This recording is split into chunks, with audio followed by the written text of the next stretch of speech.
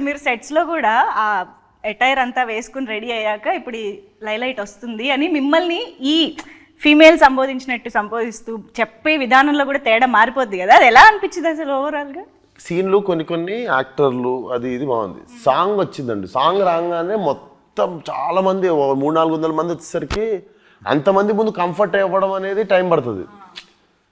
అంతమంది ముందు కంఫర్ట్ అవ్వడం వదిలేస్తే నేను అక్కడ కూర్చున్నా ఫోన్ వాడుకుంటూ చైర్లో.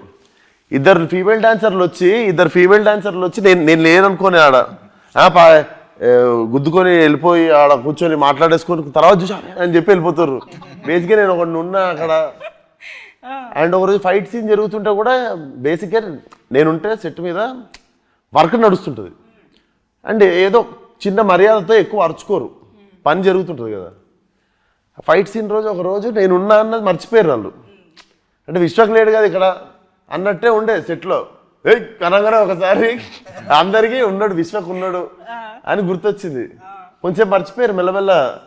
ఇక్కడ ఎవడైతే ఏం నడుస్తుందో పని గోల అవుతుండే అంతా. ఐ థింక్ ఇది హిలేరియస్ పార్ట్ ఆఫ్, అంటే వెరీ మెమరబుల్ ఎక్స్పీరియన్స్గా ఉండిపోతుంది అనుకుంటా మొత్తం ఆ working experience it self. Main నేను ప్రిపేర్ అయినా కానీ రియాలిటీ వీళ్ళకి రాలేదు. వీళ్ళు కత్తులు కట్టరాలు పట్టుకొని ఇంటికి వచ్చినప్పుడు కోసేయడానికి ఐబ్రోస్ ఇవన్నీ అప్పుడు చూసి ఓహో ఇప్పుడు మనల్ని మార్చేయబోతున్నారు అనమాట అని అప్పుడు స్టార్ట్ అయింది నాకు థింకింగ్. అంటే ఉంటుంది కదా, ఓహో ఇంత పెద్ద పని పెట్టుకున్నావు నువ్వు, ఓకే రెడీ అని చెప్పి బయట కూర్చోగానే ఇట్లా వచ్చి కస అన్నీ తీసేసారు. అద్దంలో చూసుకోగానే ఇంకొకటి అర్థమైంది. నేనేంటి సరదా షూటింగ్ చేసుకోవచ్చు, బయట తిరిగేయచ్చు, అటు వెళ్ళొచ్చు ఇటు వెళ్ళొచ్చు అనుకున్నా. నాకు అప్పుడు అర్థమైంది ఏంటంటే అద్దంలో చూసుకున్నాక నువ్వు షూటింగ్ అయినాక పారిపోయి ఇంట్లో దాక్కోవాలి. ఈ నెలన్నర నువ్వు బయట ముఖం చూపించుకోలేవు, సెపరేట్ లాక్డౌన్ జరిగింది, ఏం చేయలేవు అన్నది నాకు అప్పుడు అర్థమయ్యి ఒక 24 hours పట్టింది.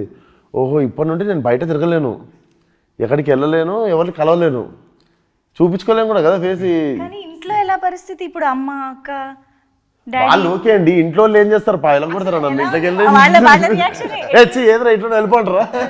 అట్లా కాదు, మరి చూసినప్పుడు సడన్ గా ఒక షాక్, ఒక సర్ప్రైజ్ అవి ఉంటాయి కదా. వాళ్ళకి కావాల్సిన ఎంటర్టైన్మెంట్ అంతా దొరికింది వాళ్ళకి. వాళ్ళకి ఏముంది, వాళ్ళు సరదాగా హ్యాపీగా ఎంజాయ్ చేసారు చూసుకుంటా. భలే ఉన్నారా అనుకుంటా. ఇది ఒకటి ఉండే. సో ఆ 1.5 months అది షూటింగ్ ఈరోజు అయిపోయింది. నెక్స్ట్ డే నుండి ఏంది, నెక్స్ట్ డే వచ్చేది కదా అంతా హెయిర్. నెక్స్ట్ డే ఏది రాదు కదా. నెక్స్ట్ డే మార్నింగ్ ఫ్లైట్కి యూరోప్ వెళ్ళిపోయినా. మొత్తం అన్ని పెరిగిన తర్వాత వాపస్ వద్దామని.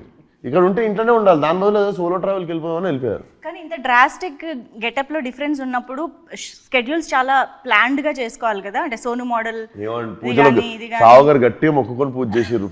పూజ రోజు చేసిన డేట్ అది. ఫాస్టెస్ట్ పూజ రోజు చేసిన డేట్. మేము మేకప్ వేసింది కూడా ప్రొఫెషనల్ నిక్కీ అని, అంతకుముందు రెమోకి చేశాడు ఆయన. సో వాళ్ళని పిలిపించి స్పెషల్ కేర్ తీసుకున్నాం. సో హెయిర్ ఐస్ అన్ని కూడా వాళ్ళే చేశారు. అందుకని ఇప్పుడు అమ్మాయి గెటప్ వేయడం ఒక ఎత్తు అయితే, ఆ అమ్మాయి ఎలా ఉండాలి అని అనుకోవడం కూడా ఒక ఎత్తు. ఒక గెటప్ ఫిక్స్ అవ్వాలి, ఆ మొత్తం మేకప్ దగ్గర నుంచి హెయిర్ దగ్గర నుంచి ఎవ్రీథింగ్. సో దానికి ఎన్ని వర్షన్స్ అనుకున్నారు, మీ మీద ఎన్ని వర్షన్స్ ట్రై చేశారు, అది కావాలి మాకు. హెయిర్ స్టైల్స్ చేంజ్ చేస్తుండే మేము రెగ్యులర్ గా. హెయిర్ స్టైల్స్ చేంజ్ చేస్తుండే, డ్రెస్సులు చేంజ్ అవుతుండే. ఏదో శారీయే కాకుండా దుపట్టా, శారీ, అవి స్కర్ట్ అన్ని వేసారు.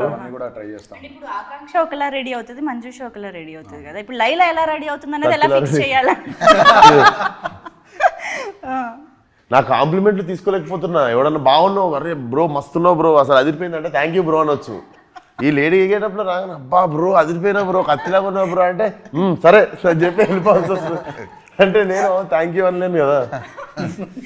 ఈయనకి ఎంత ఈజీగా వస్తుంది ఆ బాడీ లాంగ్వేజ్ అసలు వెంటనే. మూవీలో ఇంకా చాలా ఉంటాయి. కాదు, మీకు తెలియకుండా కూడా ఎప్పుడన్నా లైలాగా ఏమంటారు అన్కాన్షియస్ సబ్ కాన్షియస్ గా యూరోప్ వెళ్ళిపోయినా, ఏమన్నా ఉన్నా కూడా మెల్లమెల్ల సర్దుకొని బయటకు వచ్చేసి రిటర్న్ వద్దామని. ఓకే, సో ఆ బ్రేక్ వల్ల కొంచెం మళ్ళీ విశ్వక్గా మారడానికి టైం దొరికింది. ఓకే, సో ఆకాంక్షతో మాట్లాడడం, మేము మాట్లాడింది ఏమైనా అర్థమవుతుందా మీకు? గ్రీక్ అండ్ లాటిన్ లా ఉందా? ఏదేదో మాట్లాడుతున్నారు అని కొంచెం కొంచెం అర్థమైంది. Okay, but I will try. అవునా? I used to watch. Telugu heroine అవ్వాలనా? No, I mean Bollywood also. That interview record అయింది. Both. So what do you think of his? He's an outstanding actor. I think he starts living the character, which is something I really look up to when yeah, and that's very inspiring. So after watching all those mass, heroic kind of films, and suddenly Vishwak appears as Laila in front of you. So what was your reaction? I mean, First time when I saw him, I didn't recognize him. I thought it's some lady sitting actually, and my team was like, "This is Vishwak," and that's when I was like, "Oh wow, he's really now gotten into his character."